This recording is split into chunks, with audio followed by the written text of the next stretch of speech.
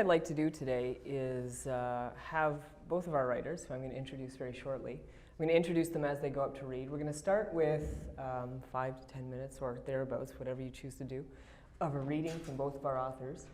And then I have some questions that I'd like to ask them, but the biggest point is that I want to have the opportunity for you to ask questions. So we're going to split our time that way.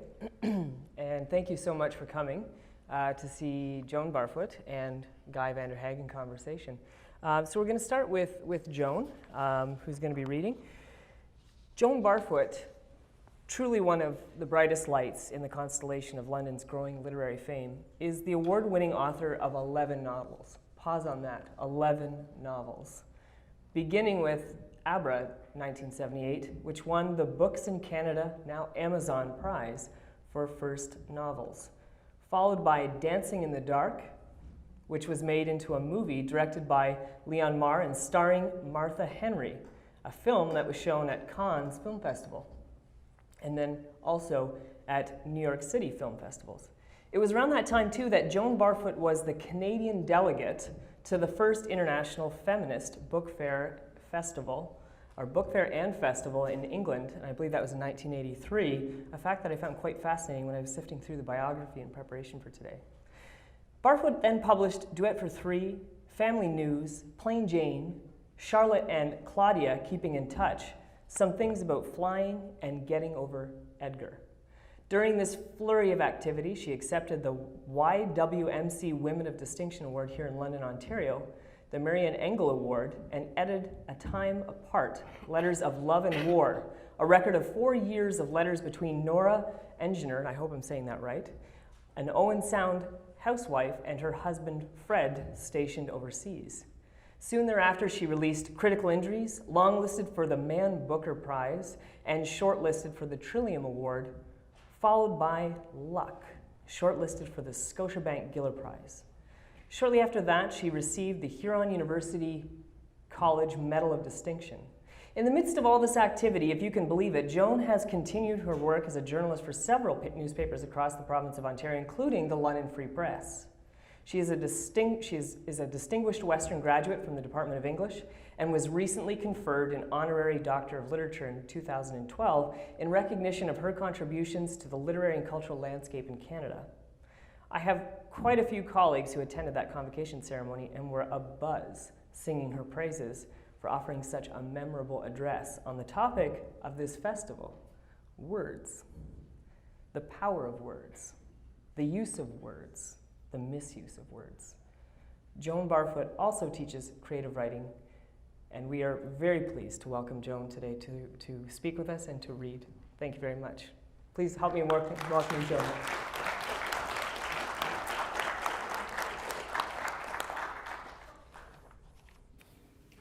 I'm going to read a little bit from Luck, I think, just to start off, partly because I really actually enjoyed writing it.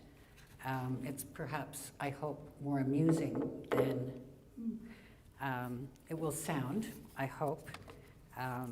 The last 3 or 4 novels, I probably found my own voice rather than entirely developing fictional voices.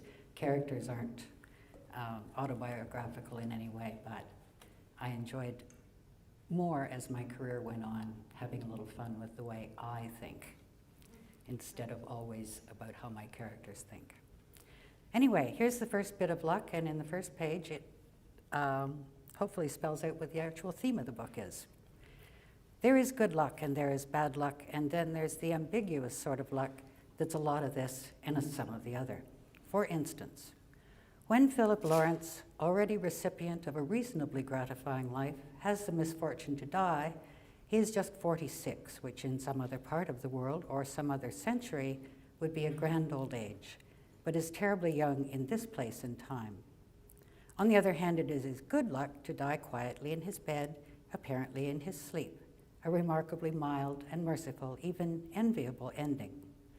So when Philip Lawrence drifts in the embrace of good luck and bad out of life in the course of an August night, while the air conditioning wafts its comfort indoors, while outside grass shrivels, flowers wilt, trees droop, animals pant for moisture and air, When the moon is bright but the curtains are drawn and the big old house is mainly silent except for the sounds big old houses make to themselves in the night, there is no particular need to feel sorry for him.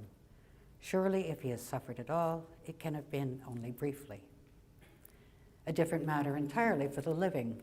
Not at all enviable or awash in good fortune is whoever wakens beside him and stretches, running the planned events of the day muzzily through the mind, reorienting slowly to the deliciously ordinary or the warmly anticipated, and finds herself on the pillow next to, on the same mattress as, the inert, the cooling, the truly departed.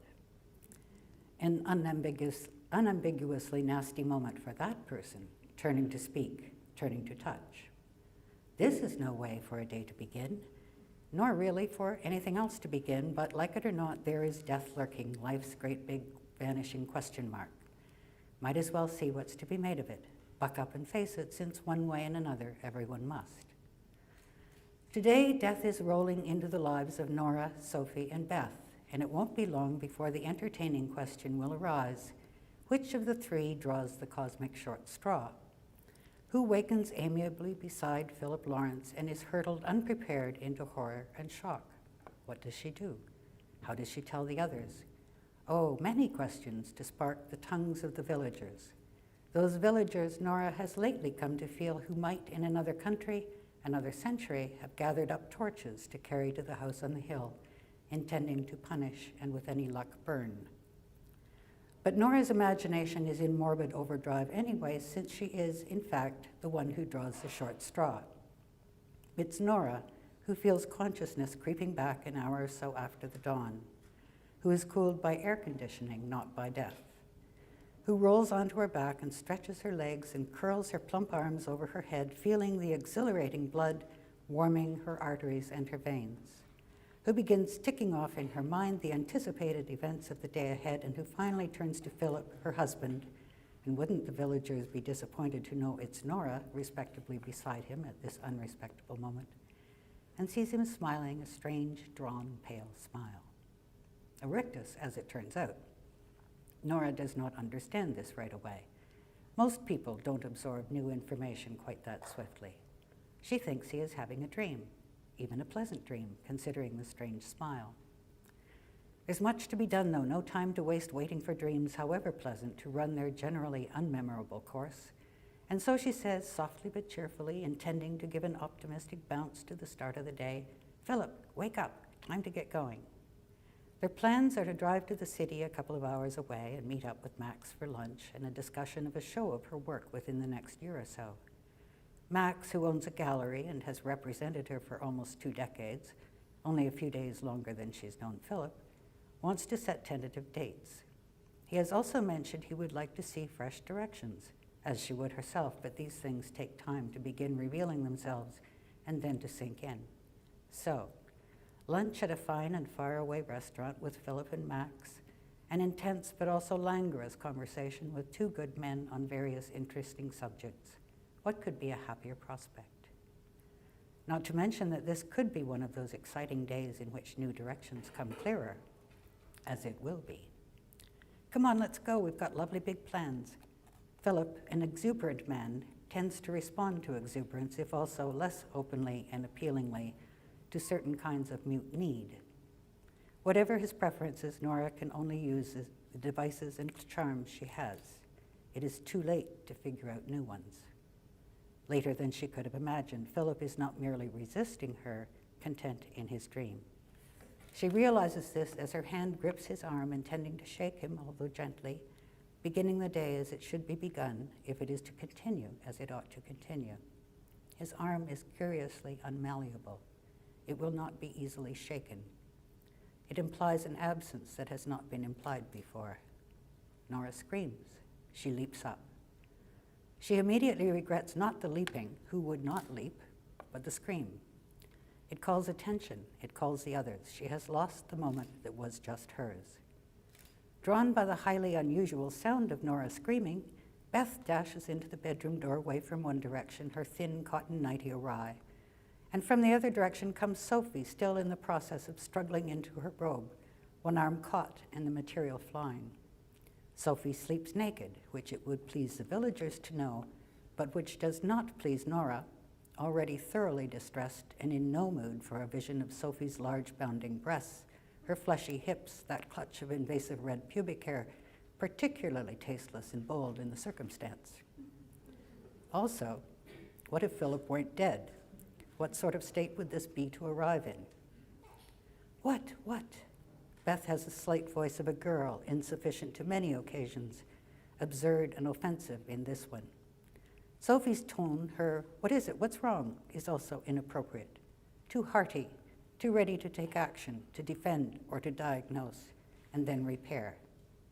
No defense possible, no repairs to be done, diagnosis too late. He's dead, Nora says, her own voice not quite under control, still surprised. Thank you.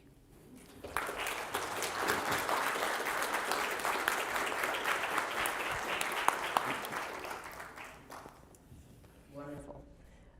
I'm going to bring up our next speaker. Guy Vanderhaeghe has written 5 novels, 3 collections of short stories, with a 4th on the way, he tells me. That's the correct. 2 plays, and authored the screenplay for a CBC television adaptation of The Englishman's Boy as a miniseries.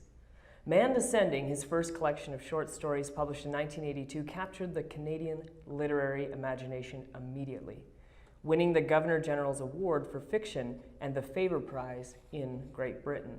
His novel Homesick was a co-winner of the 1990 City of Toronto Book Award, and his play I Had a Job I Liked won the Canadian Authors Association Award for Drama in 1993. Guy's first historical novel, a Western entitled The Englishman's Boy, won his 2nd Governor-General's Award in 1996, and its film adaptation with the CBC in 2008 won 6 Gemini Awards, including Best Dramatic Miniseries. The Englishman's Boy would become the first of what Guy calls a loose trilogy of novels, set largely in the 1870s, about the cross-border whoop-up country that continued with The Last Crossing, which won CBC's Canada Reads and 3 Saskatchewan Book Awards. And he recently finished with A Good Man. This trilogy of historical novels, which tarry with some of the genetic moments that shape not only the Western provinces, but the identity of Canada, has occupied Vanderhaeghe's imagination for decades.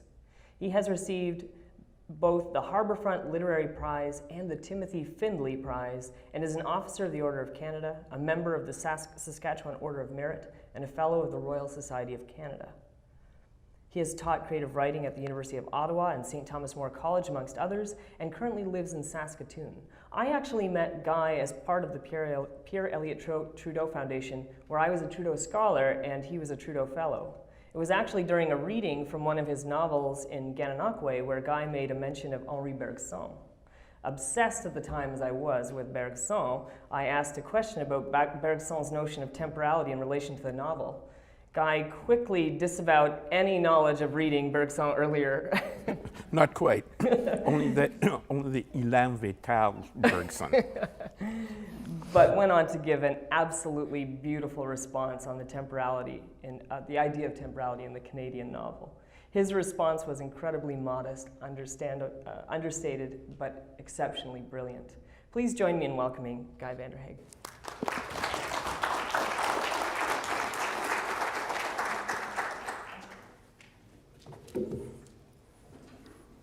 Thank you very much for that very kind introduction. Youth remembers things better than old age does, but I actually did remember your question about Henri Bergson because I was poleaxed by it. One of the problems of reading from a novel is that you often need an incredible amount of setup to explain the point that you're going to read from, which often makes you sound like a 5-year-old talking about their favorite movie.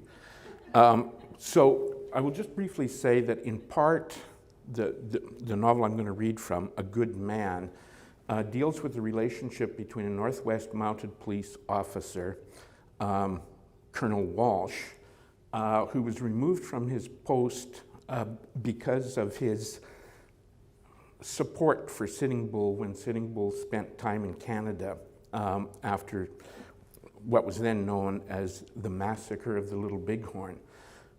I'm going to read a brief section from the novel which shows the Sioux and Sitting Bull in defeat when they were being paraded, more or less paraded before the American public. So Sitting Bull and his people are arriving on a steamboat in Bismarck, North Dakota. The steamer edged to the dock. Mooring lines were cast and secured, a gangplank rattled into place. Ashore, hats were lifted and waved. The deckhands surged to the gunwales and returned the salute. There was much neck craning and bobbing on tiptoes, a bit of sporadic cheering and a smattering of hand clapping, as if the audience was urging Sitting Bull to bound on stage and commence the afternoon's entertainment. In a few minutes, captive Indians began to appear on deck, and the restive crowd quieted. In the hush, Sioux began to shuffle down the gangplank, throwing worried glances at the mob. Every onlooker was speculating on which of them was Sitting Bull. The Indians had put on their best articles of clothing, buckskin leggings with richly quill-worked and beaded cloth strips, war shirts, eagle-bone breastplates, plumed headdresses. Some had draped themselves in the Hudson's Bay blankets they had acquired in Canada. All the spectators were eager for their first glimpse of Sitting Bull, but they had no way of identifying him. No photograph of the Sioux chieftain had ever been taken. Everyone assumed that Bull, given his position, would cut the most impressive figure. But in the midst of this display of finery, it was difficult to decide exactly who was the most dazzling.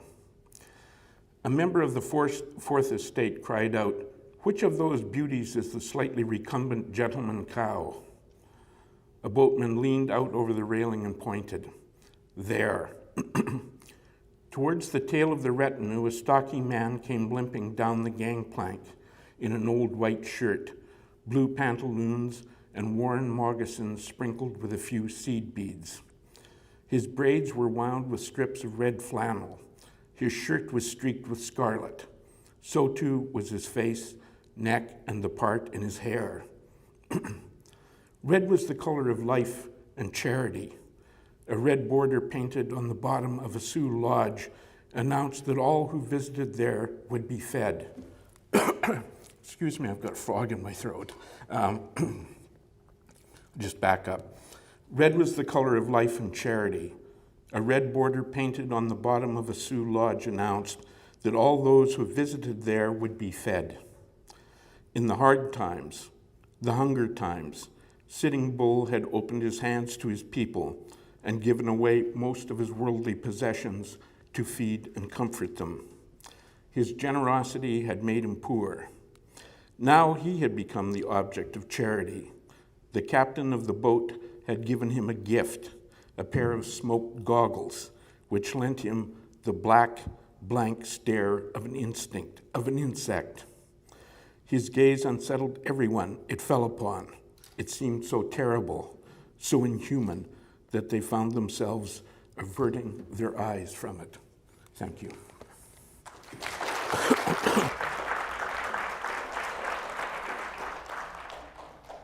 Terrific.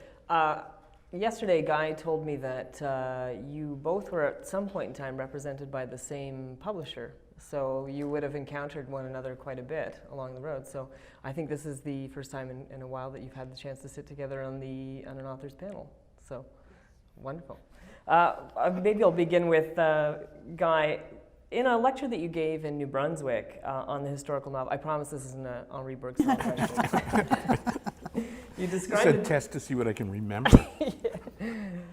You described the difficult process of writing The Englishman's Boy, a book that you called had an elephantine gestation period of 14 years, in which you were working through the remainders of graduate training in history to emerge on the other side with more novelistic impulses.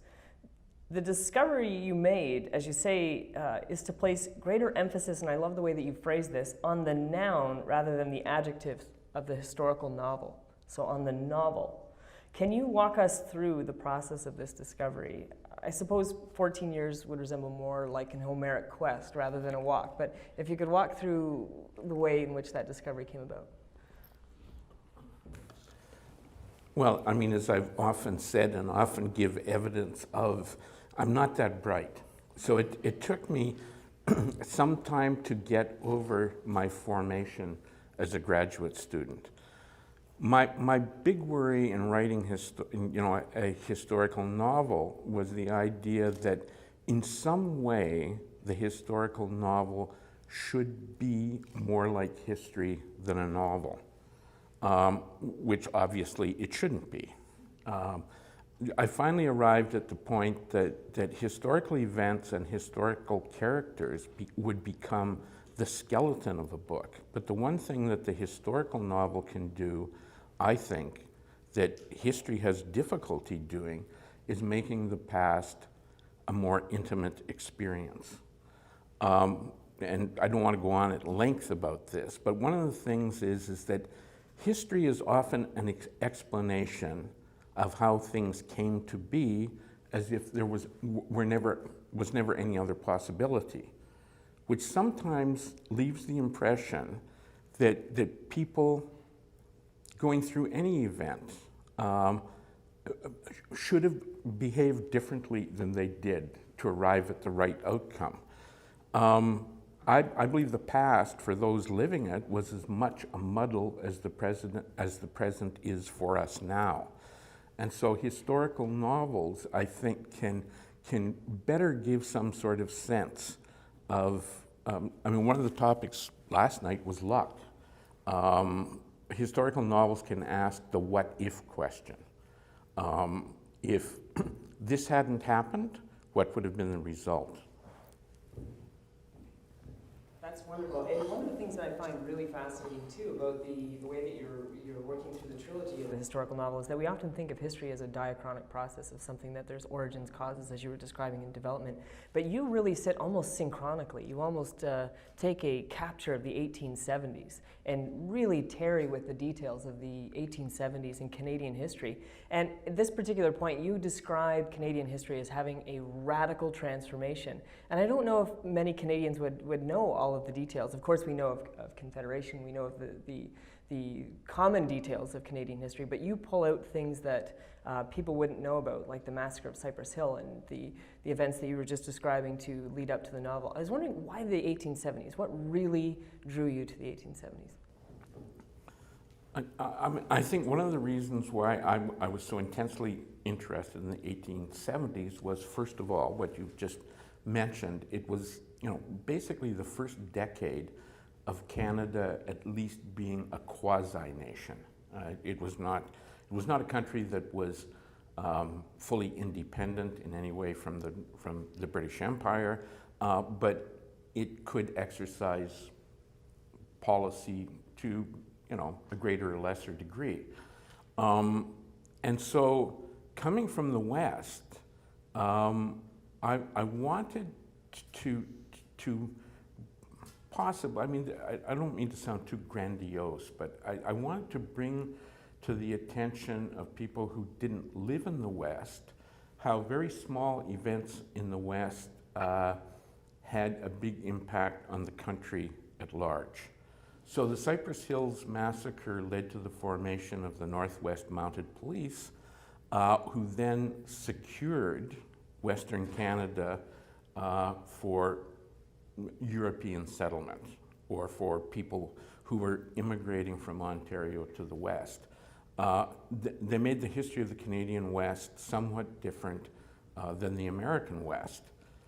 But it also, the 1870s, actually meant the destruction of other nations' way of life, including, the Métis, all the different Indian nations in the West. And it seemed to me that this was kind of a breaking point in the West, in which one way of life died, I would say, a very quick death, and another claimed a toehold. And that's another thing that I really find fascinating, the way that you have articulated the historical novel in Canada, that you take pains in your lecture to mention that you're not trying to write history as a novel, as you were discussing right now, but there is this opportunity to go to Luck, to pull out repressed histories, or histories that we've lost, histories of Indigenous peoples in Canada, and to represent them in a way that we haven't seen before. So if you're not going all the way to rewrite Canadian history, I wonder if in some way, when you're thinking about writing the historical novel, that you're re-articulating what Charles Taylor, one of our prominent Canadian philosophers, has called our social imaginary, or those deeply embedded ideas that become the foundational points of our culture. Is that something that novel writing can impact? If it's not to rewrite history, does it change our social imaginary? I think by definition, any writer, perhaps particularly novelists, are outsiders. And so I think that in my case, I've also said that the historical novel is not history, but it's about history. And by that I mean that the historical novel can question and sometimes contradict our deeply held notions about the past. It should make us, I think, uncomfortable rather than comfortable. One of the problems with the historical novel is traditionally, particularly in the 19th century, it tended to be a vehicle for what I would call middle-class nationalism. It was a way for people to create myths, often racial myths, about their past. I guess that in my novels, one of the things I've tried to do is to say there were other people out there. And in my imagining, I often wonder what would have happened to,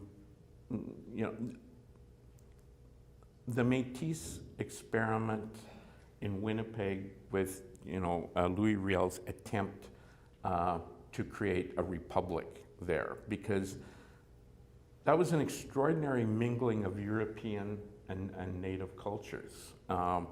And if those cultures had had another 100 years or 50 years to develop, perhaps the Canadian West and Canada itself would be, a very different place. And that process of reading, or reading through the historical novel for Canadians, brings me to something that Joan Barfoot said at her recent convocation address to Western graduates in 2012. I believe I had that year right, 2012. I think so. Yes, indeed. Time flies when you're old. And I'm going to read a passage from what Joan said, because I think it's incredibly important and apposite to what we're talking about.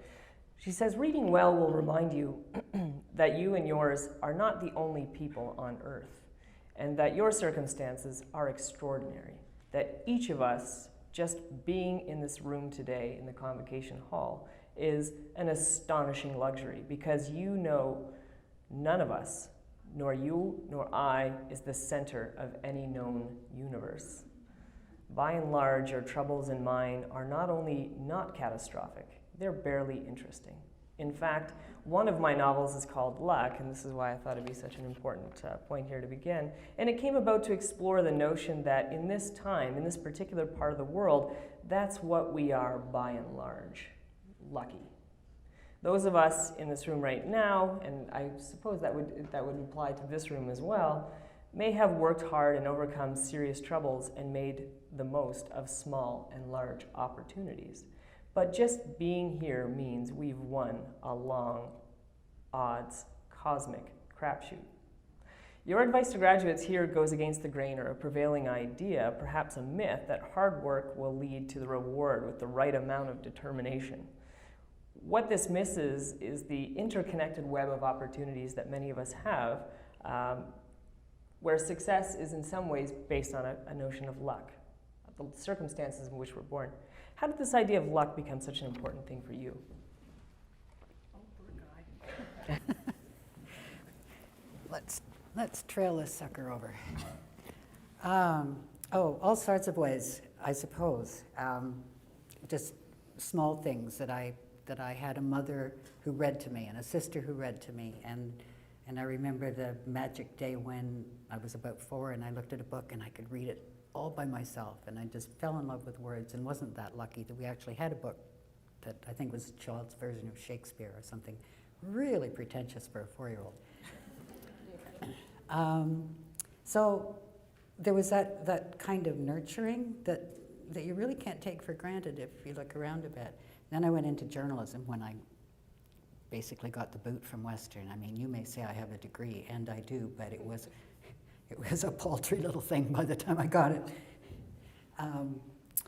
But I went into journalism, and in those years as a reporter, you meet, I mean, people would always say you must meet the most interesting people. Well, yeah, you do, but what is more to the point is that you tend to meet people, at least in the kind of reporting that I was doing, at real extremes. So, I mean, I had a summer job at the Free Press here, and I think I was the only woman in the newsroom, naturally, in those days. And I was working a Saturday morning. Some guy wiped out his whole family. He killed his whole family down around Chatham. We found the dead wife's sister lived in Lucan. They popped me in a cab, sent me up to Lucan to get the pictures. Wow. And because even as an adolescent, sort of old adolescent, I was fairly ruthless. I took their whole photo album, but I sat with that sister for an hour and a half. I didn't actually care about deadlines at that point because she was wrecked, because everybody had been wiped out. But I took her photo album, and I didn't use hardly anything of what she'd said because that wasn't why it was there. But things like that, or getting over Edgar, I used a scene from an early Fatal that I covered when I worked in Windsor, and again was still very young. And a guy was hit by a train and decapitated. And so when we got to the scene, there are the little lumps of body up and down. So, I mean, that's not useful in day-to-day life, but it came into really excellent use. In any case, all I mean is that I have been always attracted to extremes, not necessarily those physical extremes, but emotional extremes as well. I mean, I've killed people in several of my novels just out of basic pique. I mean, it's not like it's war or there's no, ideology behind it. It's just a really bad day. Sort of the culmination of a relatively unhappy life. So I've stopped killing people, I think, but there's a litter of dead people for no cosmic reason. Then in my late 20s, I went across the Sahara Desert. I went to Morocco and Algeria. This is something I would not, of course, do now because there I'd be, and no one would pay the ransom. And into Mali and Niger. And that kind of reinforces that whatever else, there were little villages of starving people because the Sahara was moving south, creeping into people's lives further and further. There would be nothing in these places except Singer sewing machines, oddly enough. Those Singer salesmen were really something. But I remember driving out of a village with a little girl running behind our truck, carrying a baby, saying, please take my sister, with a little baby. And whatever else is going on here, nothing like that happens here. And you think, but for a crapshoot of it really is a crapshoot to whom you're born, where you're born, what century you're born in, and specifically female as a woman. I think, man, I hit it lucky to be, sort of the 60s onward, to be a repellent boomer, but just totally lucked out. So, I mean, particularly as a woman, but also all the guys too. We're just lucky, and we should probably try to know that every day. So, shit's happening in our lives, but basically, we can flush. Yes. Well, on that idea too, there's another point that you make in the same address about, you spoke about your grandmother as a feminist, and I thought that was really fascinating to hear not just your mother, but your grandmother. And I read somewhere that she was not only a politician, but a suffrage activist, which I thought was a fascinating detail and such an important influence, and how many of the gains from her generation were lost. And it speaks specifically to what you were mentioning. You encouraged young women and men to, this is another quote from that address which I really struck me, don't give a millimeter, don't give up any ground that could diminish the rights of women ever again. Which is, I mean, such an important topic right now. In light of your remarks, I wanted to ask whether you have seen significant losses lately in terms of the question of feminism with your own experience. I'm thinking of many young women today who don't identify with the word feminist. This is particularly interesting in light of the fact that you were the first Canadian representative to the international, and another detail that was fascinating with the first literary festival here, but the first international feminist book fair and festival. What has happened to this term feminism in your perspective? Well, feminism got bad media. I blame journalism. But aside from that, I think we've now been saved by Beyonce, because I believe she's now publicly acknowledged herself as a feminist. So I think we're back in the golden age of feminism. And Lady Gaga is probably fair help as well. So I feel able to relax now, pretty much.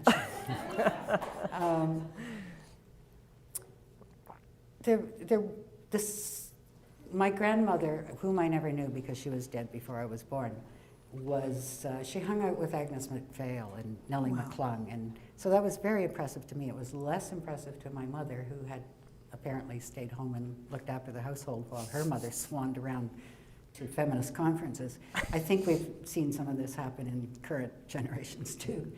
But I mean, it's more a historical dynamic that the first wave incentives kind of lapsed after the Second World War, when everybody had to go home. Everybody got jobs, but then the men came back and the women, oh, wait a minute. And then there were the magazines like the ones my mother subscribed to, like Red Book, and they were all about how to make your man happy. Not in the current sense of 10 groovy things to do in bed, but in the 10 really terrific desserts that'll bring them home on time. So those were I would steal a glance at my mom's magazines, a poor woman. And one reason I wrote Dancing in the Dark, which is in fact one of those, oops, the guy's dead books,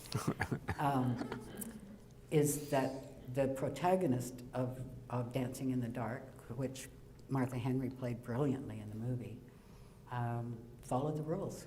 And she followed them to the letter, partly because it was her own nature, but also because those were the rules. And it seemed reasonable to me. She just snapped, grabbed a tomato knife, and that was it. But that way lies a lot of unhappy women, which is why Betty Friedan tapped in and so on. But I have to say, despite the occasional journalist I know who is here,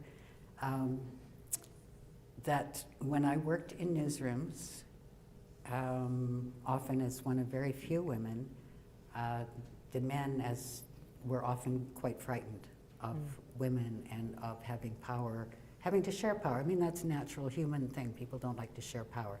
Give it up, possibly at the end of a tomato knife or whatever, but nobody gives up power willingly. So there was a lot of negotiating and a lot of ways in the media to use nouns and verbs to really harmful effect.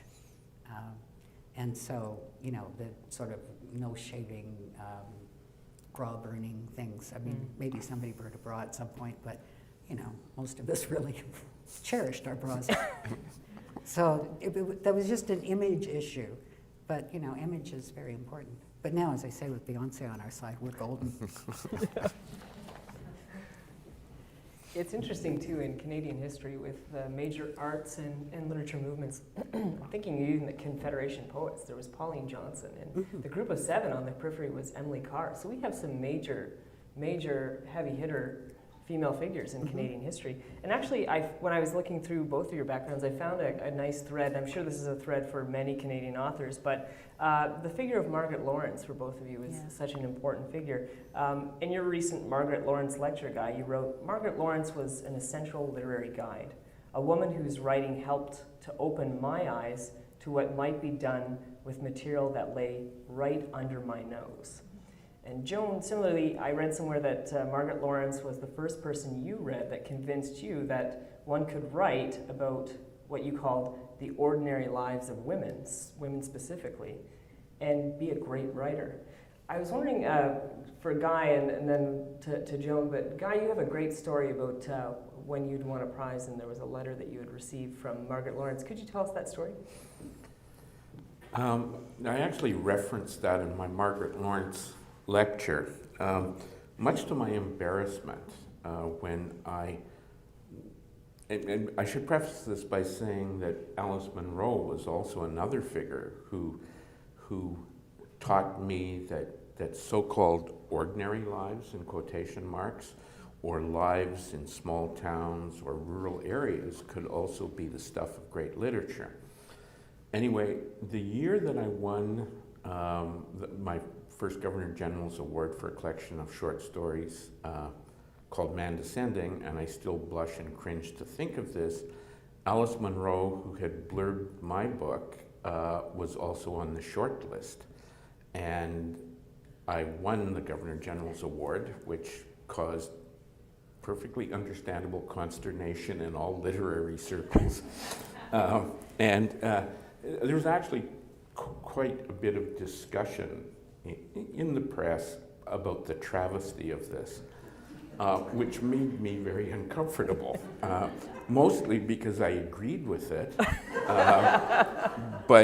but secondly, you know, kind of being held up as an object of ridicule, people saying, you know, they should break his pencils and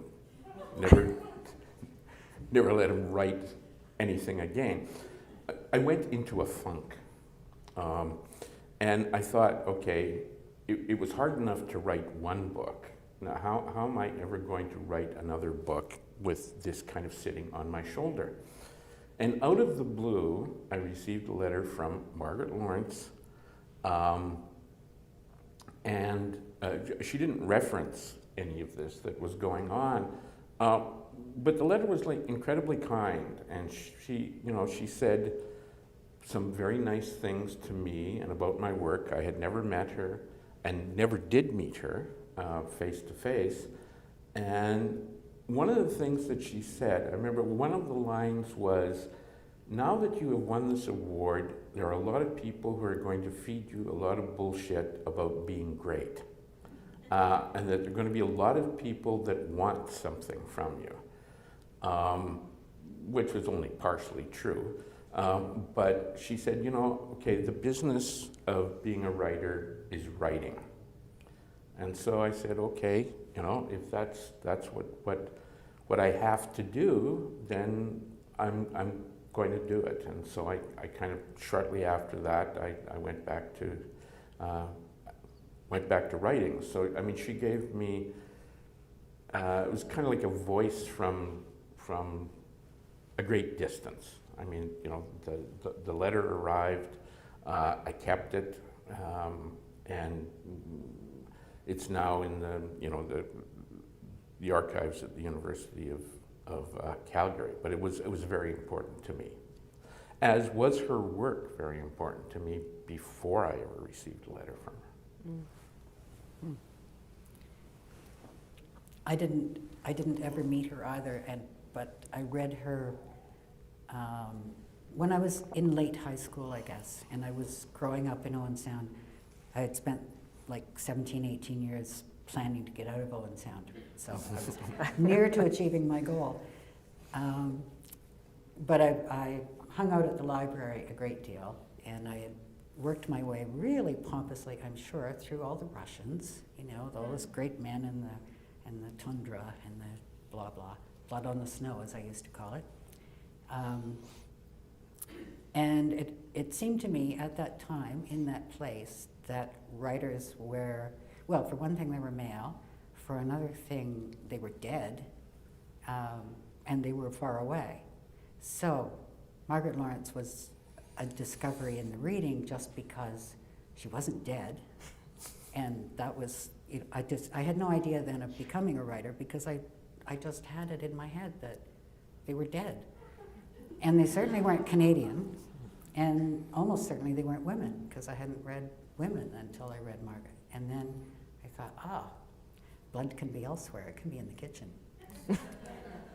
Sorry to keep sounding so very violent and morbid, but she made it possible to think of books that way, and as Guy says, there have been so many others since. And in fact, there were some before who got lost in the critical shuffle, I guess, much like many women artists did. But you know, Sarah Jeanette Duncan and Nellie, for that matter, Nellie McClung, lovely writers.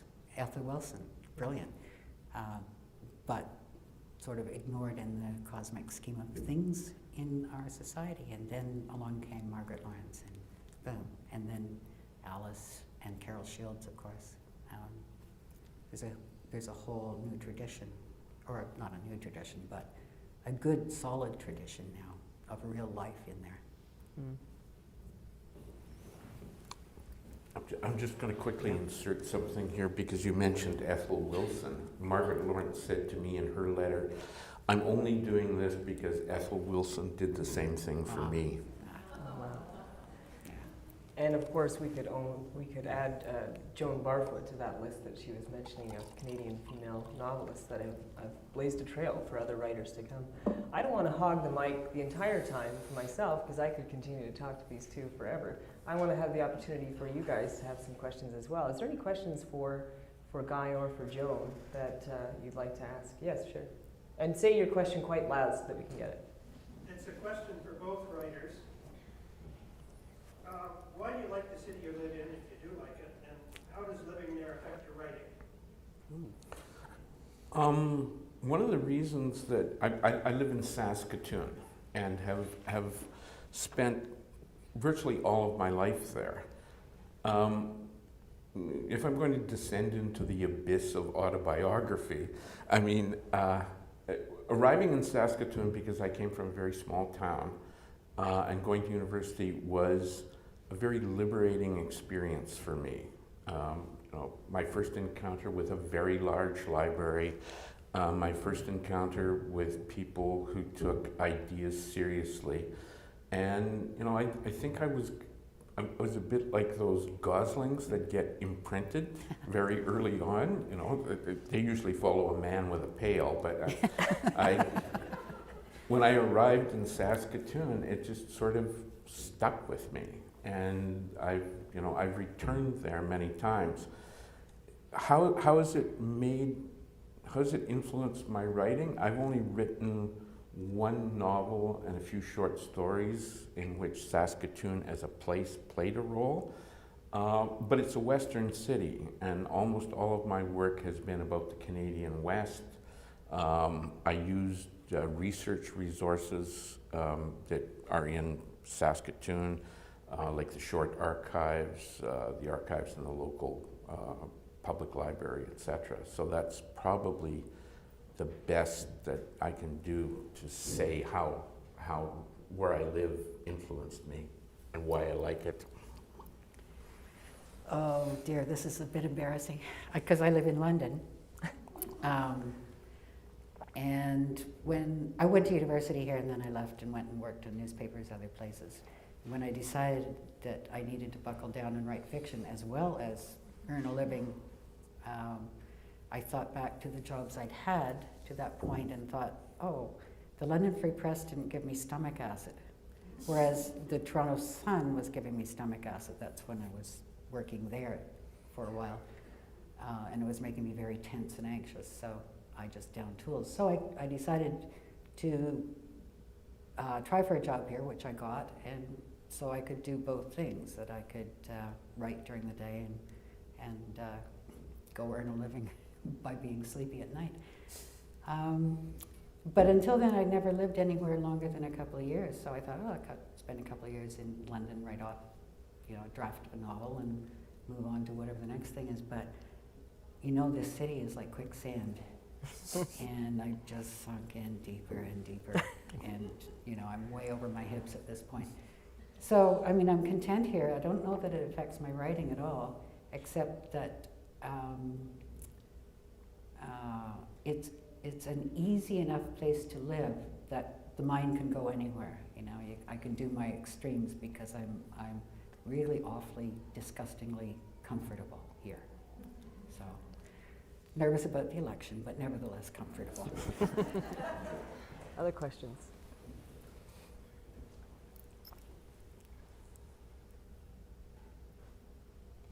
What inspires you on a daily basis?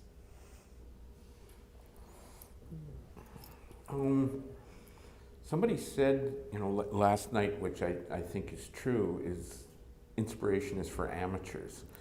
Saul Bellow said that the difference between what he called a professional writer and an amateur writer is that a professional could work on a bad day. Now, I'm not dismissing the question when I say that. I would say, particularly as I get older, I have fewer moments of inspiration. I mean, in the sense that writing for me now has become more of a craft because I think, or I hope that I've learned to do it better than when I was young. When I was young, my first book was basically like 14 years of built up steam. And, you know, I blasted it off in a book. And then I suddenly realized, well, okay, I got that off my chest. Now I'm going to have to learn how to write. And it's something that I'm still trying to learn how to do. So my inspiration, I would say, is to be a better work person or a better crafts person, to pay more attention to how I make stories, how I make novels. Yeah, I agree. And age isn't helping, is it?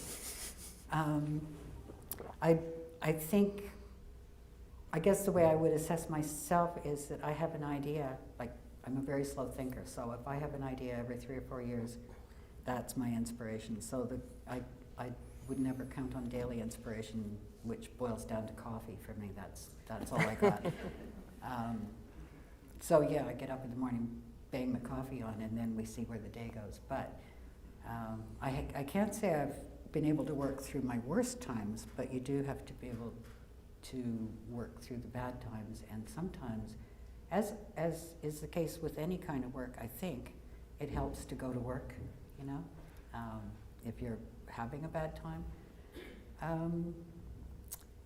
I find I have fewer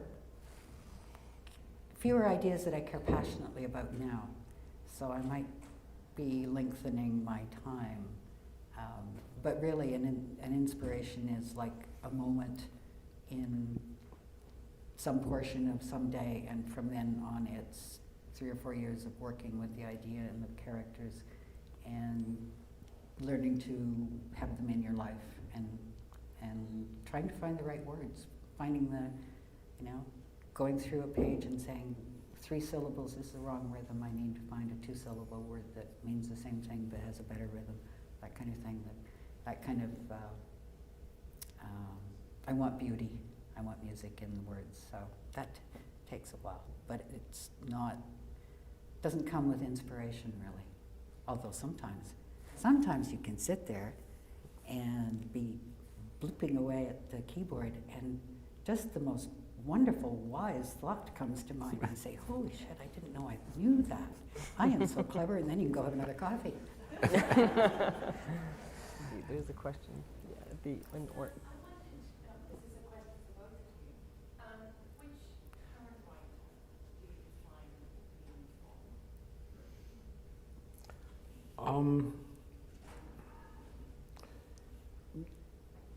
on a different day, you would probably get a different answer, because I've been intensely interested in the historical novel for a long time. I would say probably the two historical novelists that I found the most compelling, the most interesting, and the most accomplished were the two British writers, Pat Barker and Hilary Mantel. But I also find that as I get older, I return to books that I read in my 20s and that I really liked, and I reread them. So right now, I'm reading a lot of Christopher Isherwood, and I'd forgotten, or maybe I hadn't forgotten how good a novelist and a prose writer he was, but reading him again is sort of confirming that for me all over again. Yeah, well, you stole my Hilary Mantel. Because I am not generally a reader of historical fiction, particularly, although I've read Guys, of course, and that's, but you've already talked about the novel part of the history, and that's what's important. But I really thought I knew everything I needed to know about the Henry saga and the wives, and then I started reading her, and it's not in the history, which I know the basics of, but it's in the words and the dazzle of her talent for telling those characters in that setting, and so that, and Pat Barker too, the First World War material is brilliant. But I will follow, even sometimes being disappointed, I will follow Ian McEwan practically anywhere. So I'm kind of, I have a big weakness for some Brits. I loved Chris Hitchens, and I was incredibly sad when he died because I needed more bitterness in my life. So yeah, I want, I mean, we keep talking about age here, so we're like, this is a retirement home couch. Exactly. Will we be able to get off the couch? That's the big I think big I might question. be stuck for the day here, kind of on a tilt. But the older I get, because I've read so much for so many years, I want my socks knocked off, and it gets harder and harder to find something that knocks my socks off. So I want not only to be writing extremes, but now I'm really keen to read something extreme that really makes something happen to both my heart and my head, and that's hard to find. Oops. So, question here, yes. My question is, you spend your days looking at a blank page or a blank screen. When you're looking at an audience, are you performing, teaching, or sharing? Woo. Whoa, we both went. Yeah. Okay. I don't know if this is a moment for frankness or not. So I guess in part I'm performing. I think anybody who appears in public, even if it's a bride at her wedding or a groom, is performing. They're aware that there are people who are either looking at them or listening to them or whatever. So, part of it is performance. Part of it is teaching, because I want, and part of it is sharing also, is that I want people to feel as passionately about words as Joan and I do.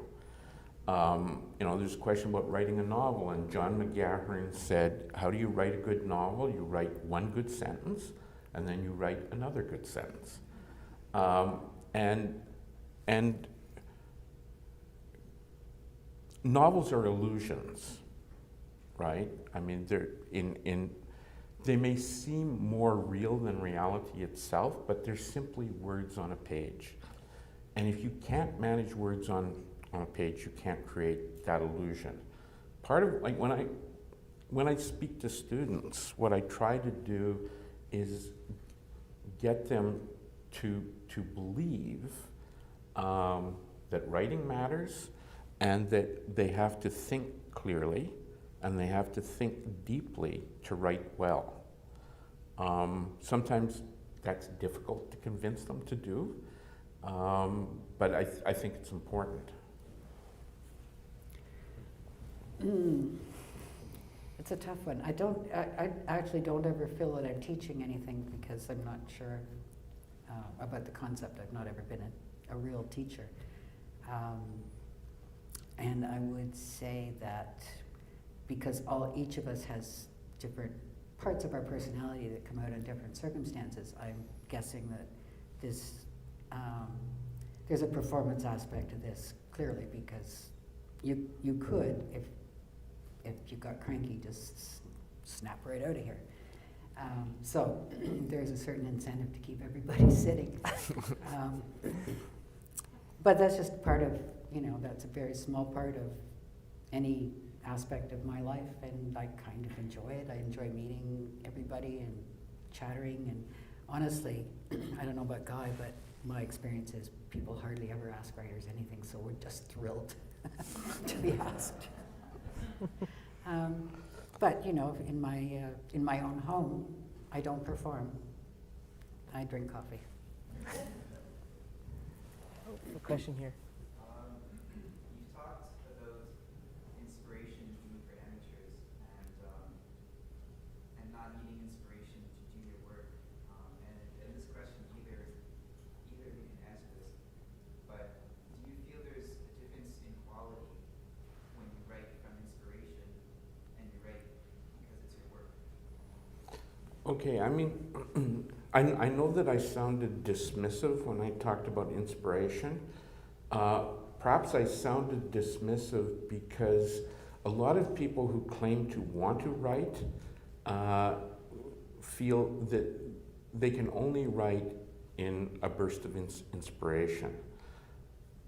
Yeah, of course, the definition of inspiration would be the idea, the image, the event, the character that makes you want to sit down and write about him or her. That's kind of like the given. I can tell in my own writing. I'm not sure whether a reader can. I know in my own writing when I'm carried away, and that doesn't very often happen. But sometimes I'll write 3 or 4 pages in a burst. And unlike me, who I write and I rewrite and I rewrite and I rewrite, I may get 3 or 4 pages that I can say, okay, this might need a little bit of fiddling, but not as much as the 40 pages that preceded it. So in that moment I could say, yes, I was inspired. Maybe I was feeling more and thinking less when I wrote that. But yeah, inspiration is important, but it's something that you can't rely on. It's not a crutch, nor is it an excuse for not writing. I mean, a lot of people say, I wasn't inspired, so I didn't write. And then after 8 months, they've discovered that they weren't inspired, so they haven't done anything for 8 months.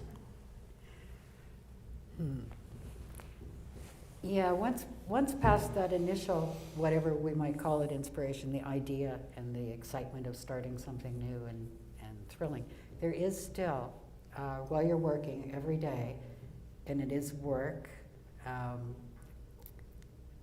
but there's still what started you off in the first place, which is what's going to happen next, and why are these people doing this? And so it's almost always interesting.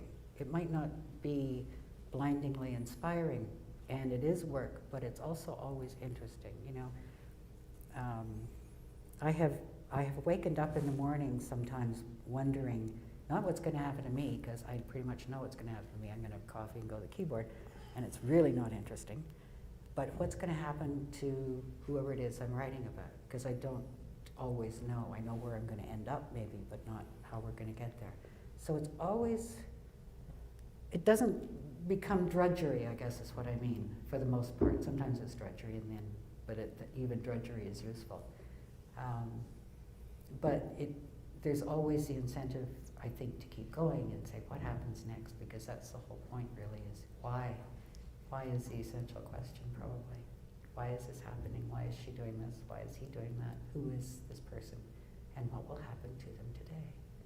I don't know if no, of course you're not old enough because I'm going to do an old thing again. But when I was a kid on radio, there was something called Maggie Muggins. And the little Maggie Muggins, oh, somebody remembers, oh my God. But the Maggie Muggins radio program, which was her going next door to torment her neighbor, Mr. McGarity, the tagline was always, I wonder what'll happen tomorrow, Mr. McGarity. And there Maggie Muggins would go. And that's pretty much how my days as a writer go. I wonder what'll happen tomorrow, Mr. McGarity. For two authors who haven't sat in conversation for a while, it's like getting the old band back together. You were absolutely wonderful this afternoon. Thank you for asking such great questions, and please join me in thanking Guy.